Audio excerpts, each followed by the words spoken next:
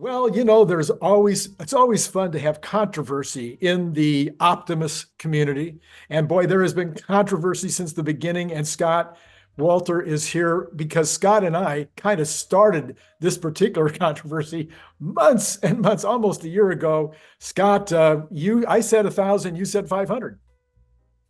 Yeah, we did. We did. So that's the number we thought we were going to come up with by the end of the year.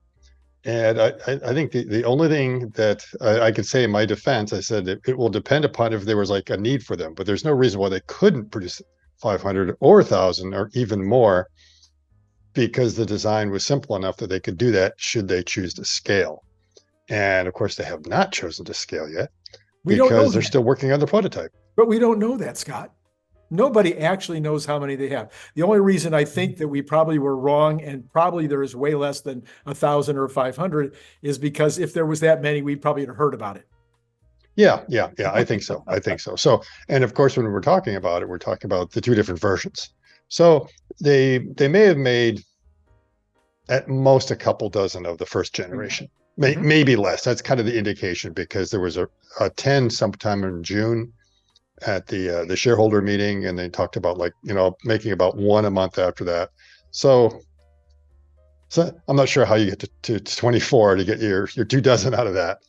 Uh, and there was kind of like no need to scale up because it was pretty clear at that point that they were getting ready. Now there was the hints back in the shareholder meeting, and Elon dropped the line that sometimes November-ish they would have the first kind of production candidate Tesla actuators in the first Tesla bot with the Tesla designed actuators, which kind of confused us because we thought the Gen 1 platform was using Tesla designed ones, and it was. He's using Tesla designed prototype actuators, not the ones that they really were thinking of getting ready for production.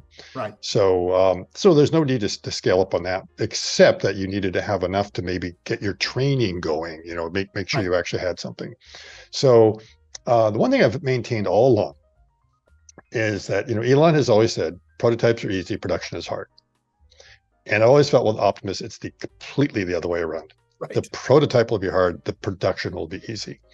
Now, in the case of prototyping, there's a lot of refinements you can clearly do. I mean, eventually we're going to see people coming up with probably incredible hands, half a decade from now that are going to be pretty wild. And so there's a lot of refinements you can do in the mechanical part, but what's really holding the whole thing back are the brains. It's always been about the brains. It's about that and how you train it, and what's the final configuration going to look like, and do you have the right kind of inference engine and all that, and do you have the training computer that will even allow you to do the training yet, and what should training start to look like? And they're starting to figure that out. And until you really get it, there's no need to produce 10,000 or 100,000 if you really don't have it scaled up the brains. The only reason to do that is because for some reason you need this warehouse full of them doing its own kind of training round the clock. Right. And it seems like they're more comfortable with doing that kind of scaling up because we know that's how AI works, is like, having literally millions of instances of all these different agents going around trying to solve a particular problem until, some of them kind of figure it out. It seems to be a lot easier to do that in simulation than it does in reality. And that makes sense because if I want to make a second Optimus on a computer, I just click, copy, paste, right? Boom, Right. done. Okay. In reality, production's a little bit harder than that. So it takes a while to do it. So once they nail the prototype, there's no reason why they can't go into production.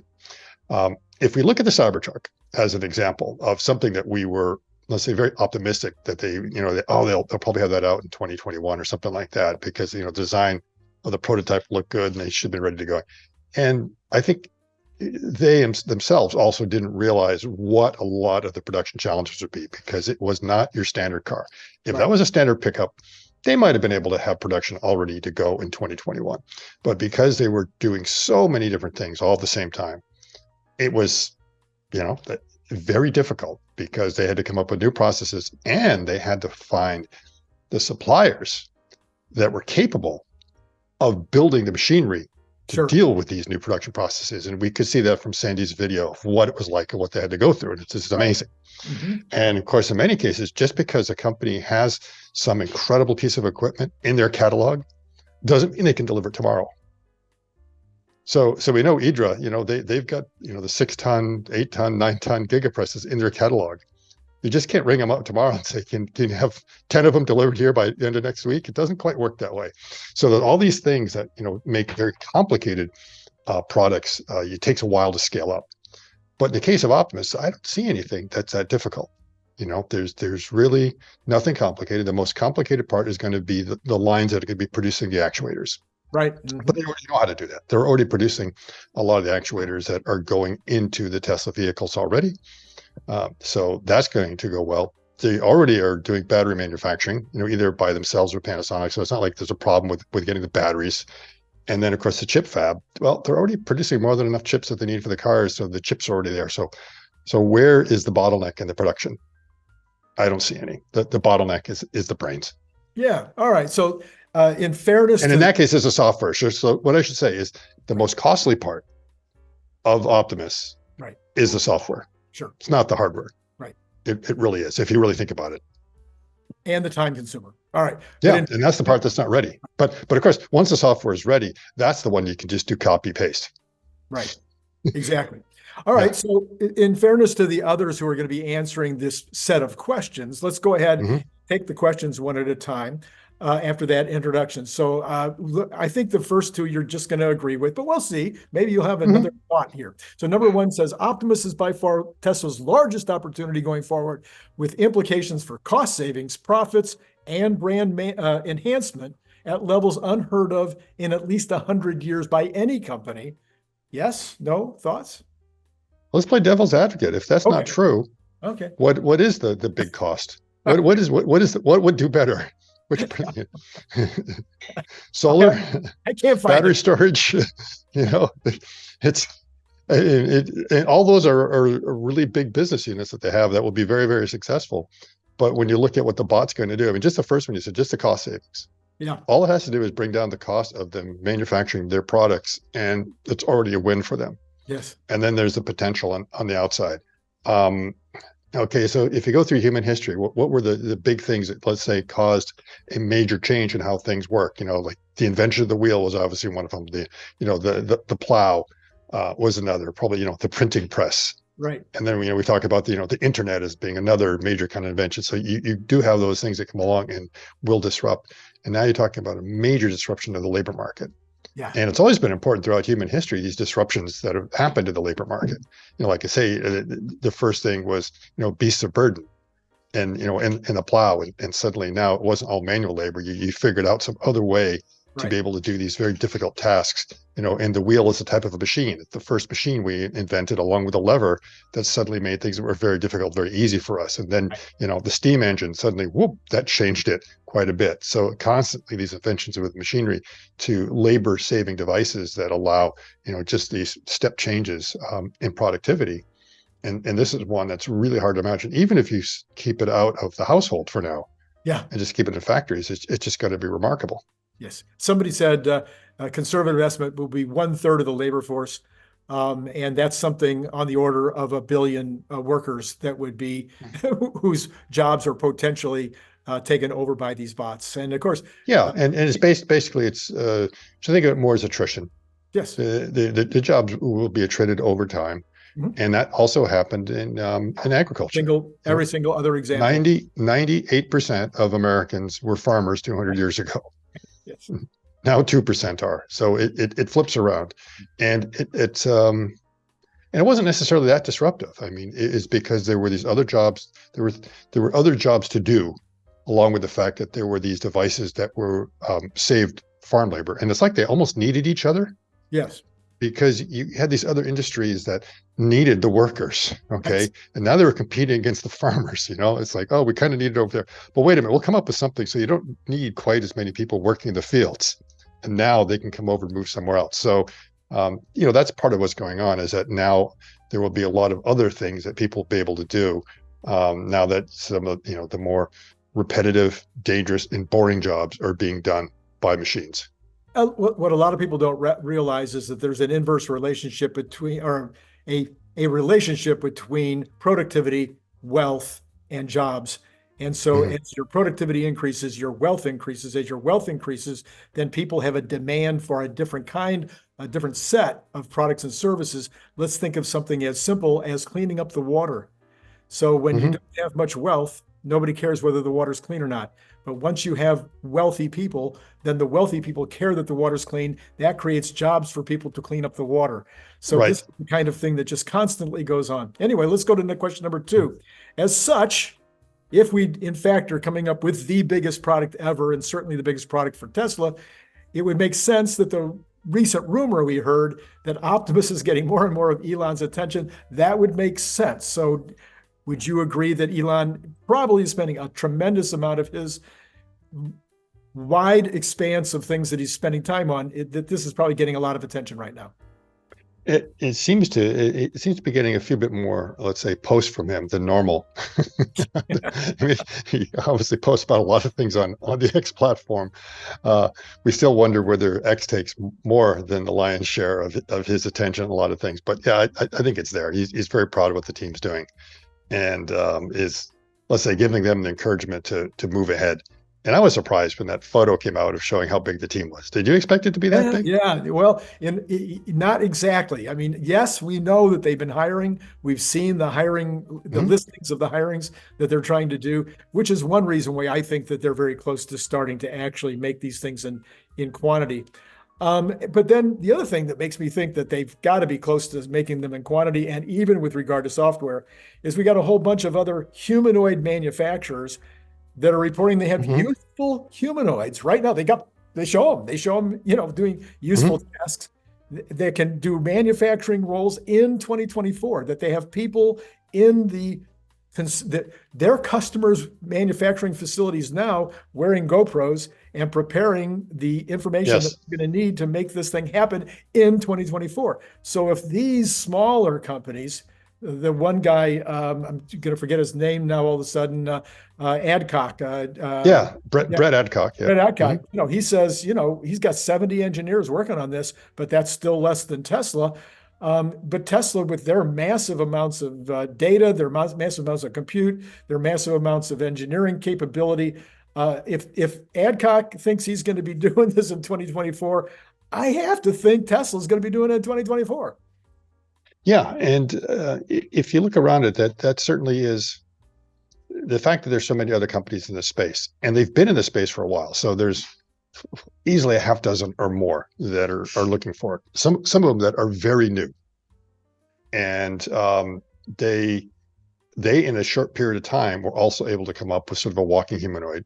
And in some cases, they discovered the same issues that, oh my goodness, you can't get the actuators off the shelf. We have to make them ourselves.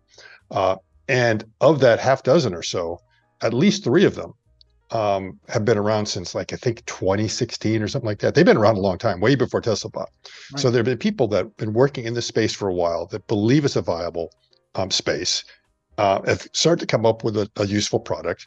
And of course, one of them, we know, Agility, has already announced manufacturing line, as well as Aptronic, I think, also has talked about, trying to do it at scale, and then the Unitree and Fourier. So a lot of them are trying to compete for the title of, like, oh, the first one to do mass production of these things. So we see this going, and we already know that their scale, they're looking at eventually getting up to at least 10,000 bots a year kind of production. Mhm. And you don't do something like that if you don't really think there's a market. If you haven't done your homework to say that we think people are going to have a need, we really think it's going to work. And it's not just something that they've been doing for 2 years. A lot of them have been doing it for, like, about a decade now, really working on these problems and trying to solve it. And now they've been able to, let's say, work a lot faster. In some cases, come out from behind the shadows, because a lot of them were in sort of a stealth mode, because they could see the possibility was there, but they probably realized that, you know what, we don't quite have all the technology yet. Right. But then suddenly, the way AI has been coming along, everyone's beginning to realize, we finally have the technological convergence that's going to allow this to happen. Yeah, so I'm going to combine some of these last questions here. So I think the hardware seems to be ready to go. I think you even said in one of the videos, whether it was on my channel or someone else's, that the fact that they put the branding Mm-hmm. on the chest indicated that that is probably a pretty much ready to go prototype. Yep. that therefore the build could start. They can start to make hundreds or thousands of these. All they have to do is set up the line. Mhm. Components are probably almost all ready to go or very nearly ready to go. So within the first quarter, the first 6 months of next year, they almost certainly could be producing these at some kind of scale, whether that's 100 a week or 1,000 a week, we don't know, but there's a number that they could be making. They could be working on a lot of different aspects of the line to sort of get it ready. So they may be slow walking a little bit because they may say, we don't need to have really high production volumes yet, but let's not build these things by hand, but let's start putting together a line that we're just going to kind of run slowly and then just start tweaking and tuning and making sure it's okay. That will eventually be able to scale up maybe by the end of the year.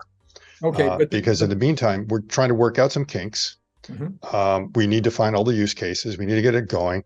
And I guess you can see I've been listening too much to Larry, who's been a bit of a wet blanket on this whole issue, as you guess you could say.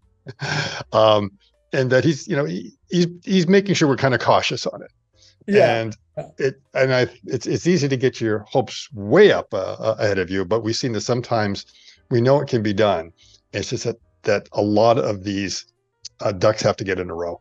All right. And there's a couple of ducks that I think aren't quite in a row yet. All right, there you go. Those are the ducks I want to know about. Go ahead. What are the ducks?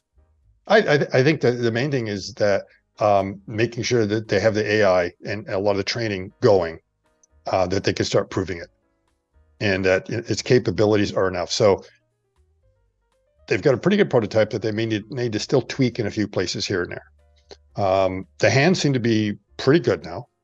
And Elon said, within the next year, he thinks they can thread a needle. So it's not threading a needle today, but he's still, looking at it as being something that potentially could be 12 months away before they get that kind of dexterity to be pretty good. But it's moving. The hands are moving pretty quick because a lot of people thought it was sort of too slow doing these different operations. So now it's fast enough to be able to go into a bin, pick something out of that bin and kind of bring it over and drop it. The walking speed is like right at the minimum where you want. Now, the one thing I want to caution a lot of people is they'll say, well, wait a minute, Elon promised 5 miles per hour. It's like, no. He didn't promise 5 miles per hour. He promised it wouldn't go faster than 5 miles per hour. Okay.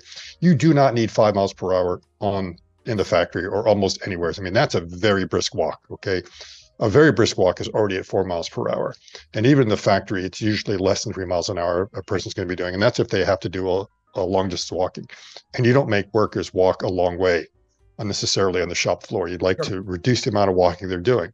So it's right at, I'd say, the lower threshold. And of course, they don't want to be going faster than 5 miles per hour because they want to make sure you can run away from it. Right. But I think Figure capped theirs at 3 miles per hour because they realized, like, wait a minute, it's like, we really don't need to go 5. So they're at about 1.5 miles per hour right now. They're pretty close to that. From what I can judge on, it looks like they're right around there. And it'd be nice to get it up to about the 2 mile per hour level, because then you're getting pretty close to 1 meter per second, which is what you want to have. If you get up to 3, then it's good. So, but it's there, and it's just a question: is that going to require more power? And if it's going to require more power, that means the battery's drained down a little bit, or is it just refining the gate a little bit? So they already got a 30% improvement, and I believe they get that 30% improvement without requiring any additional power, just by the fact that the gate's a little bit better. And it still seems to be a little bit cautious when it's walking. It's not taking a really big stride, but it'll probably come in time. Then it'll get the bigger hand swing in there and maybe it'll go a little bit faster. So I think they're just kind of taking it easy there. And once you get that, then it's really ready to be able to start using a bit more in these factory settings where it will be able to compete 1-to-1. And we're going to, at some point, we're going to come up with what I call the John Henry test. If you remember the legend of old John Henry. No, I don't. You don't remember. No. I think it had something to do with drilling, banging spikes on the railroads. Oh, okay. And there was like a piece of steam equipment that could do it. There was like a steam hammer that was able to bang these things in. I see. And there was one worker named John Henry who was able to drive the spikes in faster than anyone. And there was a race between him and this machine. And he won the race. Yeah. But then he collapsed afterwards. I see. Because he collapsed from exhaustion. So basically he had the weight of humanity on his shoulders. And, it was like when a mechanical machine was able to suddenly best the humans. And when are we going to see an Optimus that's going to sort of do the same thing? Hopefully the human won't collapse, but the idea is that it's able to sort of keep up with and maybe go a little bit faster than someone who might be the best at it. Okay, Scott. So here's my dilemma. My dilemma with Hmm. Larry, my dilemma now with you. I can't believe I'm having to fight you on this. No, I'm kidding. I think it's great to have all these opinions. Okay, but here's my dilemma. With all of the capability of Tesla, they move at the speed of thought. They've put together this amazing Cybertruck. I mean, they've got this Dojo computer that is on another planet. They're this close on FSD, all the things that they're doing. You just said a minute ago that maybe they didn't make as many bots because they thought they could do it all in simulation. But they could, if they could do both, they could have 100 bots and simulation, Hmm. 1,000 bots and simulation. They could bring in more teams if they thought that it's going too slow.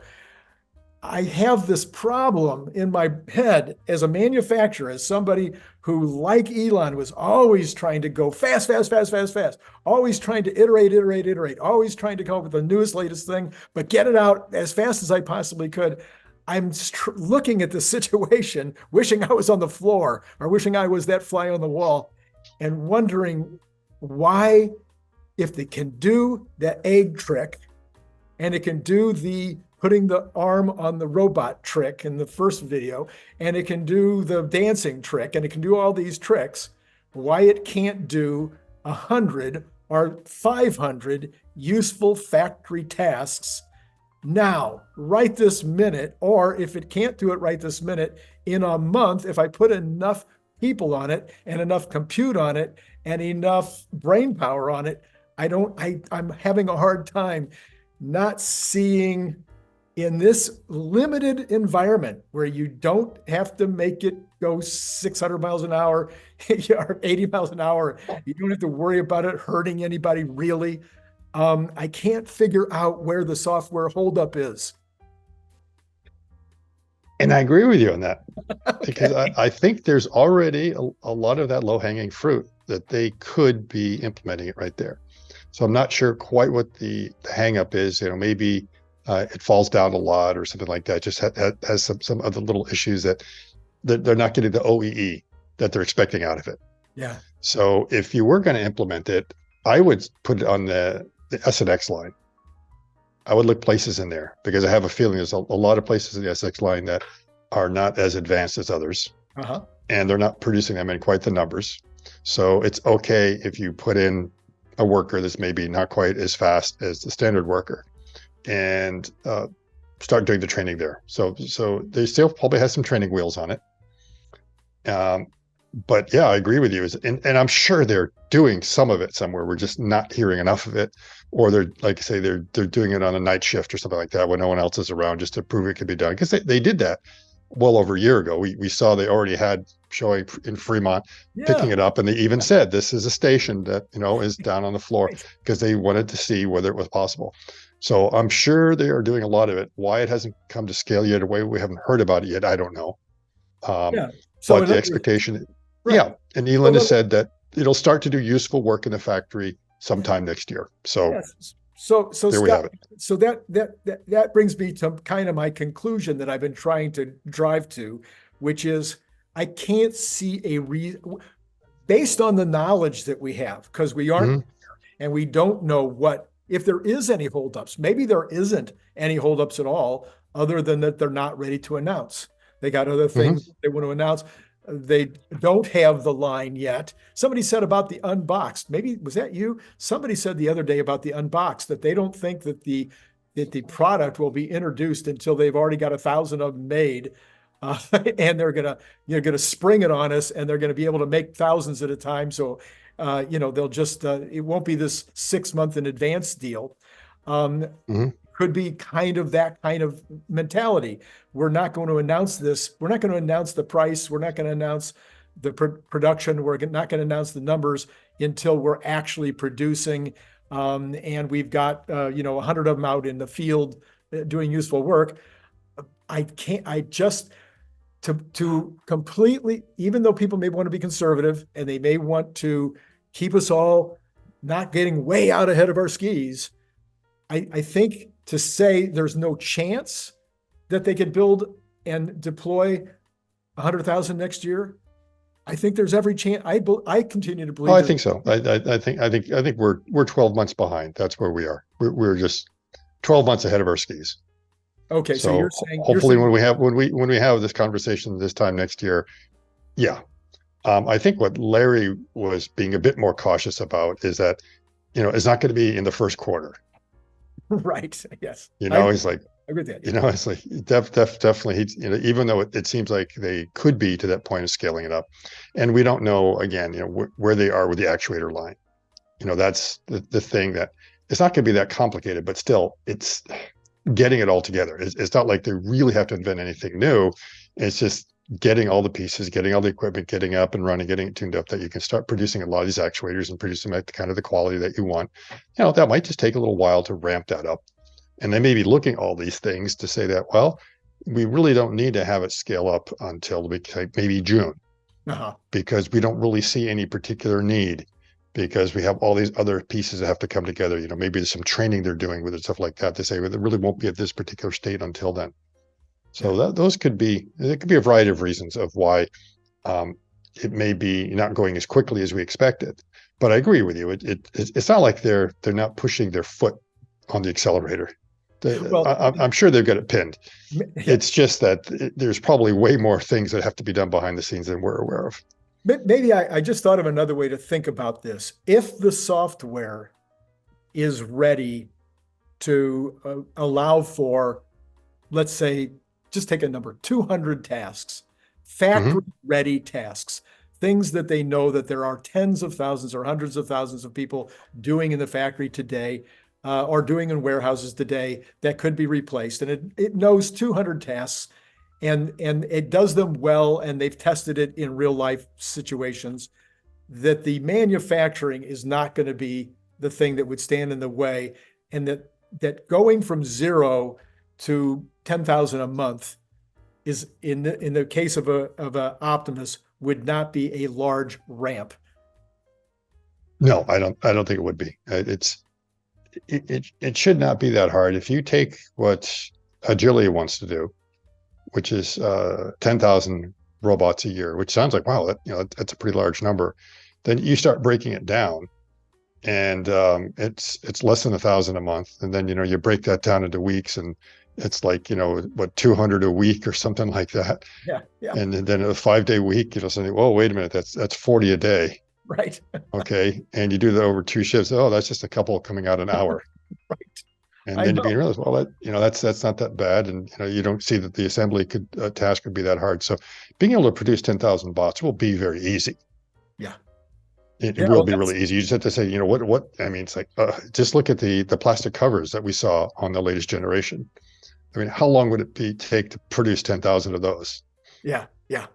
And then can you think of any reason, if they could make 10,000 bots a month or 100,000 bots a month or any number in between, can you think of any reason why they would limit it to their own factories or even to the factories that their first and second tier suppliers, why they wouldn't already have a sales force sales and customer service force being created that would be able to go out to third party, factories and warehouses and be putting these into actual, use among customers? I wouldn't say any reasoning. It's just whether they think the software is sort of up to it. Yeah. Whether the capability is there to be very, very general purpose. So again, let's look at FSD. FSD, you can do a lot with it. So if you put it in a very controlled environment, FSD is perfect. Mm-hmm. So if you set up some sort of test track somewhere with all these different things, you could have FSD out there, and probably everything would be absolutely perfect. It's the edge cases that are killing you, and most of these test environments don't have every single edge case you can think of. The thing about Optimus working in a factory is it's a very controlled environment. And so you would be able to sort of let it run loose in there without having any problems. But then when you start talking about moving it into other kinds of environments where it's going to be working, it may be that you need to be a bit more cautious. So if it's more of a customer facing kind of application, working in a store, in a restaurant or something like that, you might be thinking, well, they seem like easy enough tasks, but at the same time, now they're around normal people that, don't know anything about OSHA regulations and wearing hard hats and, all this other stuff. Whereas in the factory, you can kind of control that a bit more and make sure it's working in a particular space. And so it might just be a certain amount of caution moving into that area. Scott, And, mhm. Scott, Yeah. you've been doing this for generations now. You've been putting in automated equipment or helping people put in automated equipment of all kinds into factories.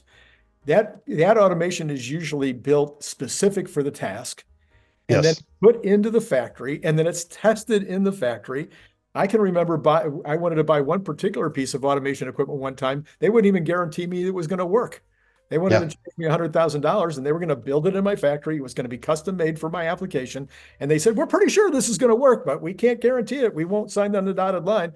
So the thing that keeps coming up in my mind is I can take one of those bots, I can put it into 100 different factories in specific kinds of applications, and I can put the robot to work and see what happens. It doesn't have to be perfect when it arrives.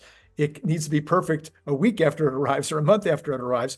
I don't know why that wouldn't be the approach. I can't figure out any Mhm. negative to doing it that way. Yeah. That's sort of going to depend upon whether you're an early adopter. So there definitely were a lot of early adopters in the area of industrial robots that were willing to kind of take that risk and knew it was not going to be perfect right away because they're trying to figure out what can we actually do with this piece of equipment. And the others that are just expecting it, it's like, no, it's going to roll in here at the end of December, and everything's going to be up and running. And it sort of depends upon where you are in that curve of sort of the acceptance. So I don't see why there wouldn't be, sort of like what you talked about, that this idea of them thinking about the market. And I'm sure they've already done an analysis, and it's sitting in a safe somewhere, and in some office somewhere in Tesla. Like this is the master plan that we have for rolling it out. And they're just not ready, let's say, to start hiring those people because they're not quite there yet. Yeah. And when they will, that's going to happen. Well, okay, Scott, I think we've gotten closer to helping me wrap my brain around what might or might not be going on at Tesla right now. Your expertise is so useful and valuable to this entire process. And I know I think you were even a little amazed yourself last week when some of the videos that you were a part of hit over 100,000 on my channel, over 50,000, the largest video that I've ever had on my channel. So, Wow. yeah, so this is fun to have you as part of this crew that is following Optimus so carefully. We're part of history in a way. Well, have you loaded on X yet, Randy? Have what? Did you upload that video to X yet? I didn't. Should I go back and upload it to X? I guess I should. Yeah, go ahead. Upload it on X. Yeah. Give it a second life. There you go. All right, Scott, thanks so much for helping out with this project. And sure we'll be having you back often. Yeah. And the last thing to say is that, as you know, that I've been traveling, I finally made it up here to Germany, and you can't read this thing here because the text is all black. But this is something I've been waiting to pick up for a while. Oh. Ordered last spring, because you could only get it over here. Okay. And that is the actual Giga Beer. Oh, there you you've got yourself. So now you have the full set of all of the toys, eh? Yeah. So the Cyber Beer that already arrived at home because you were able to get that, but at least now I get the Giga Beer to go along with it. Interesting. Yeah. Good deal. Okay, Scott, thanks so much. Okay, bye, Randy. Is somebody going to join Patreon? All right, I'm going to make a deal. This is going to be, I've done this once before. It worked a little bit. Actually got a lot of people joining Patreon the last 2 weeks, but the last 2 days, not a single soul. So let's get you up on Patreon. What I'm going to do is I'm going to give you one free audiobook. You can have two free if you want, or you can have one free audiobook and the Cybertruck bottle opener. How's that? 1 and 1. Okay. If you join at the $10 level, not at the $5 level. If you join at the $5 level, you just get to one book. Now, if you're completely new to the channel, this is a bottle opener. It is a refrigerator magnet. It is 3mm thick, stainless steel, really, really tough. Comes in a very cool magnetic box that makes it a great gift item.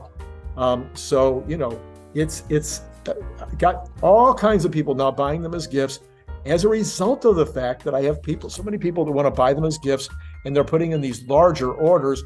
I do have it all down. I think I put it all down below. I'll have to double check and make sure that it's up to date. They're normally $25 a piece. You get 2 for $45. You get 3 for $60. Okay. You get 100 for $210, and you get 200 for $400. Gets you all the way down to $20 a piece. If you are out of the country, I need you to add another $20 to that for freight, whichever one of those ones you pick. And then if you are, and then please let me know camo or regular. And of course you can mix and match if you buy quantities, however you want to set that up. So is there anything else I have left for you tonight? I think I've said it all. I have enjoyed speaking with you yet again. Click the link below to get your paperback, Kindle, or audiobook now.